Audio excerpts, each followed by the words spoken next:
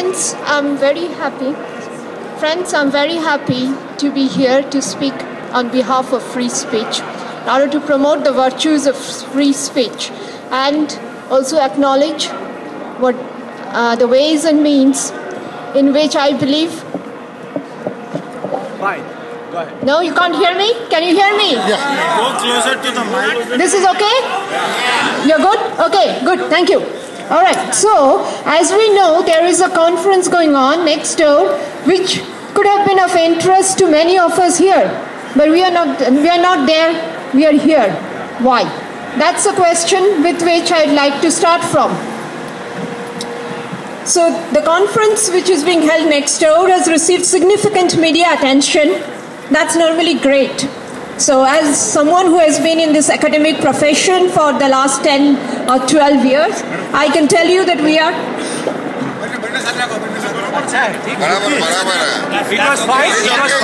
Leave it as it is. All right? Yeah, it's good. So as someone who has been in this profession for the last 10 or 12 years, I can assure you that we are in the business of dissemination. When we do something we are proud of, we disseminate, we don't hide it. But what I came across, the news reports in the last few days, that media attention has not been welcomed for the What in India conference. And apparently, media wouldn't be allowed to cover it other than the sponsor, the media sponsor. That's a bit surprising to me, because that's not very consistent with what we do. So it seems that the students have been organizing an activity they're not particularly proud of. And that really tells me that they have failed somewhere. And if they failed, then we have failed too as professors. So their success is our success. We only succeed when they succeed, and we fail when they do. So I'd really like to recap a few things that I'm sure many of you know, but it would be useful to put things in context.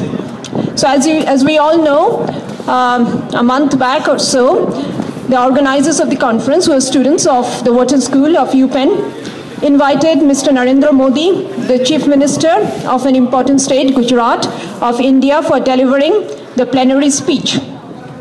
So that's not surprising per se, because Mr. Modi is one of the most dynamic leaders in the current Indian polity. So if the national opinion polls are to be trusted, he is one of the front runners of the prime ministership.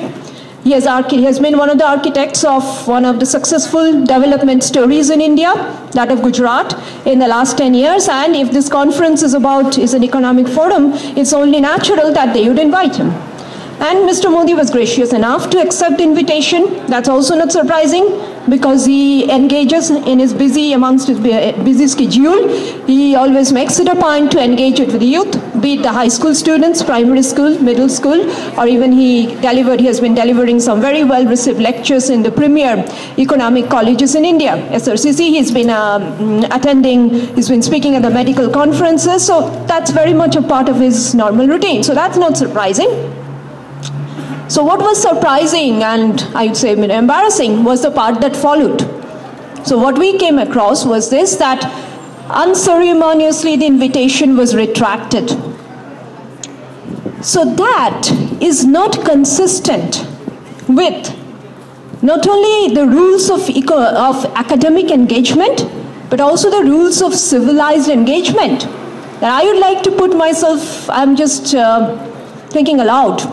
If I'm organizing either an academic event or a social event, and I invite someone only to let him know a day later the party is on, but the speaker is no longer a welcome guest, or the guest who I invited is no longer welcome, would I be subsequently received in my social circle? Probably not, right? So, but that is exactly what happened. So some basic commitments were not honored. Let's keep in mind it's the students who invited Mr. Modi, and it's the students who retracted.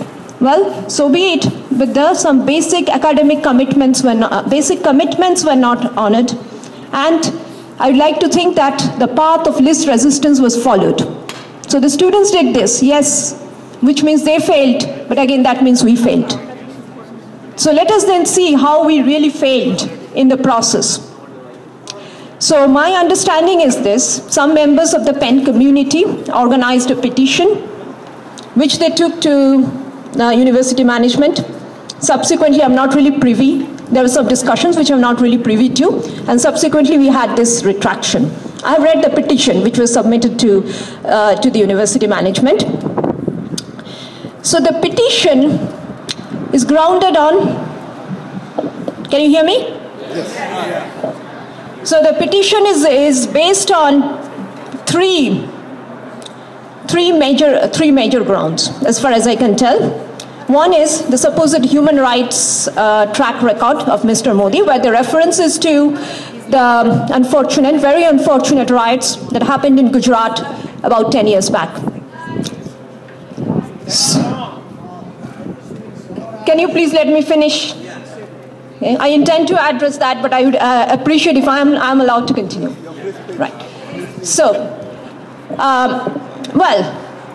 and the petition did cite, and the petition cited the report of the Human Rights Watch, okay, which was generated. Now, there is some important facts we need to consider here.